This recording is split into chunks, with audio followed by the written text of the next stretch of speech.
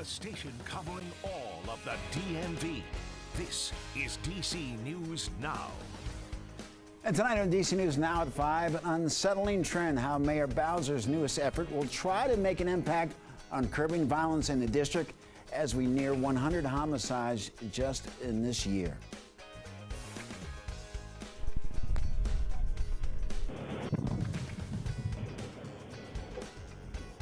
You heard it there on camera. We're learning more about that sonic boom that rocked the DMV, what we now know about what caused that sound, and the plane that crashed shortly after, leaving no survivors. And we're stretching your dollar tonight from water parks to amusement parks. We're price checking your favorite summer activities to help you save. And we're talking about prime weather conditions for any of those summer activities. Another dry, comfortable day across the DMV. How much longer does this trend continue to last? We'll have your full forecast in just a bit. Thank you, Damon, and thank you for joining us for DC News Now at 5. I'm Mark Hall. And I'm Annalisa Gale. Well, developing now, crime continues to rise in the nation's capital. Every major crime is up from this time last year, including homicides, and the district is closing in on 100 homicides this year. Our political and government reporter Leonard and Fleming talked with Mayor Bowser and some residents about their concerns over this unsettling trend. Yeah, and Leonard, what are some possible solutions being explored right now? Well, Mark and Annalisa, good evening. Right now, the city sits at 98 homicides, up from 85 from last year. Mayor Bowser tells me that part of the answer lies in what she considers her Safe Strongers bill that will bolster crime that will deal with crime in the district, and she hopes City Council takes aim at it. I'm scared to even leave my house, and I look around, make sure, everything. I don't see no guys on the corner where I live at. The fear of rising crime that Leslie Fleming feels is real. Homicides are up 15% this year over the same period last year. And the city is about to reach 100 homicides so far this year. And something has to be done. I just don't know. Who has the answers anymore? Mayor Bowser says she has a plan, a bill going before council that imposes stiffer sentences for violent crimes and increases penalties for people who have illegal guns. I have identified what I think are some gaps in our law that I've asked the council to consider, as well as all of our entire team to look at our processes to make sure if there's anything that we could be doing faster or better, that we're doing exactly that. The mayor says the violence must end and council must act soon. I'm telling you what we need, and we can't do it with one or two hands tied behind our back. We've identified gaps, we've sat down with all of our partners, and we need some action. That's exactly what Rose Herard wants, too. She's especially concerned about the city's youth. The crime being committed by these young people, 12 to 20. I am very concerned. Herard says she and others in D.C. have had enough. The crime, the killing, the carjacking is a major concern of mine. Major.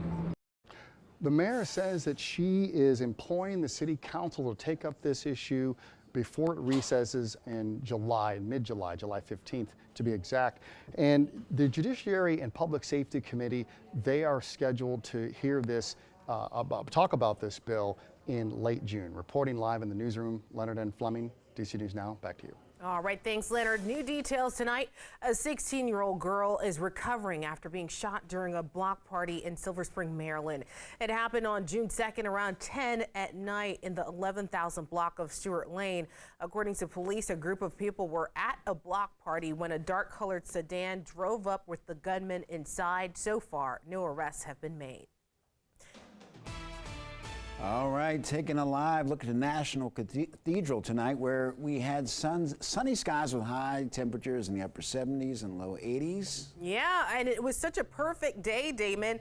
We're hoping this will stick around, but we know there is no such thing as perfect.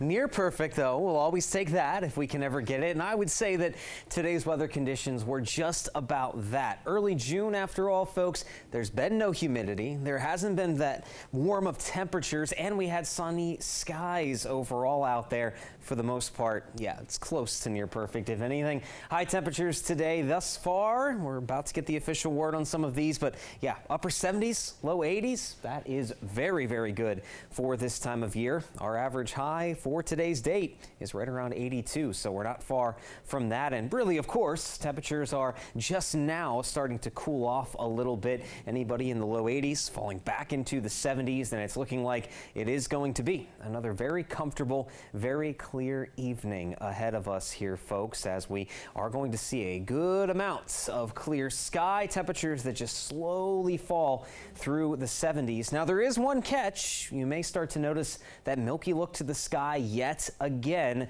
With northerly winds in place, we are expecting another batch of wildfire smoke from the north, from Canada, to drift in, and that is going to create that milky, hazy look to the sky. But all in all, we're going to stay clear and then eventually cool off. Lows tonight, 40s and 50s. You may need that light jacket early tomorrow morning, but the question remains, is this type of weather pattern going to be the norm throughout the entire week once again, or could we see some unsettled, soggy weather? We'll have a full check of your forecast in just a bit.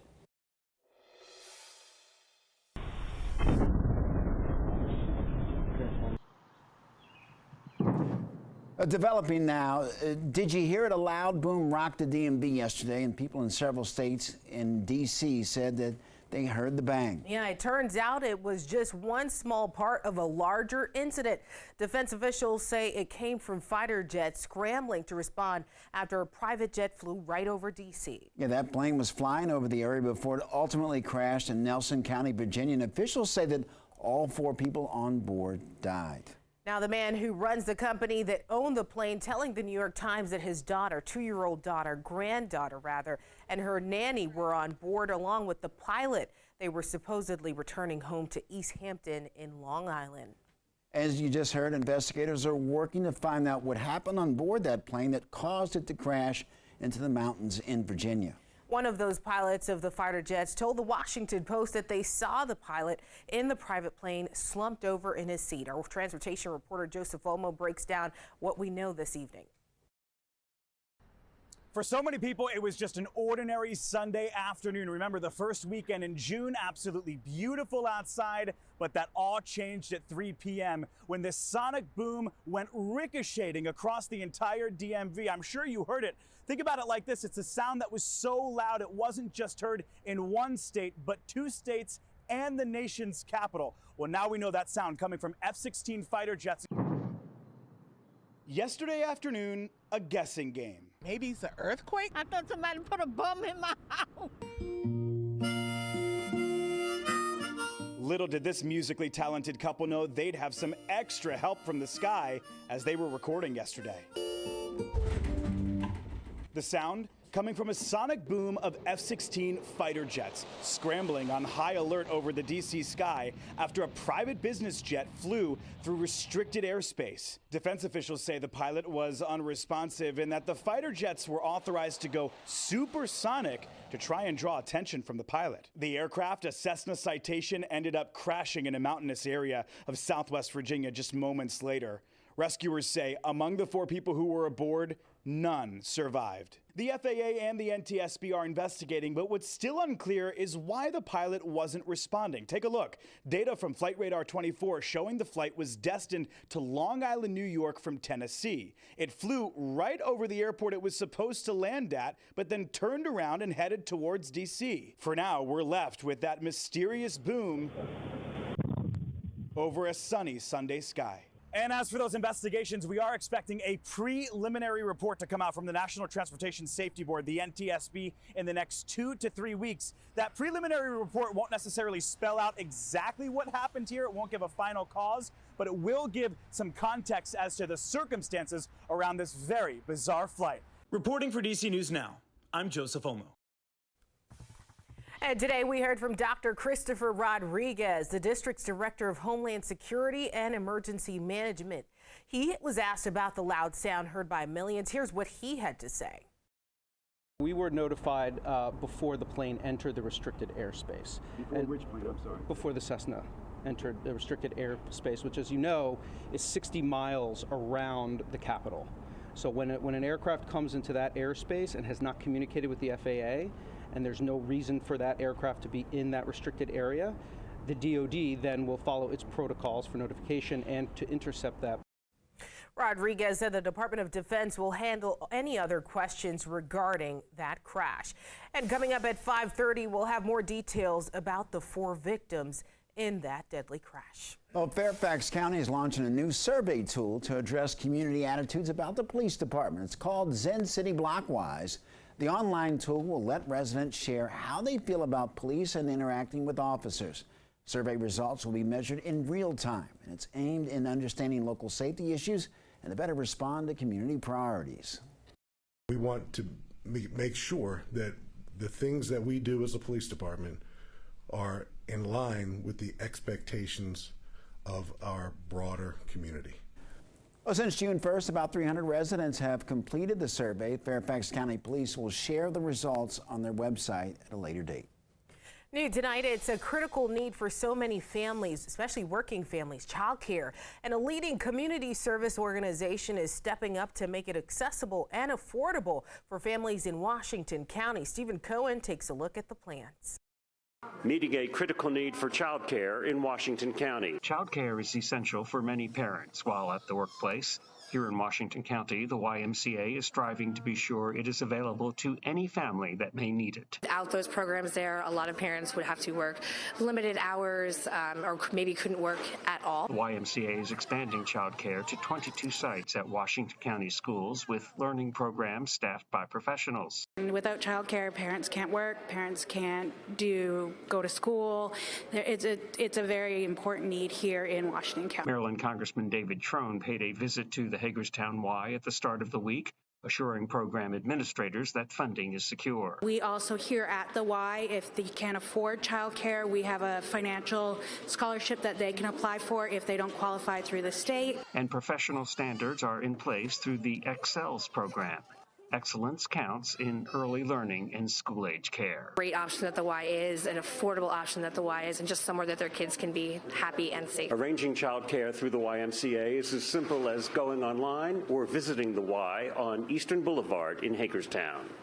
Reporting from Hagerstown, Stephen Cohen, DC News Now.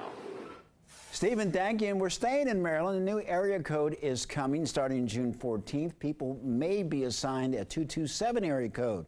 Well, this is in response to the high demand of telephone numbers. Last September, the new area code was approved to overlay the existing 240 and 301 area code region.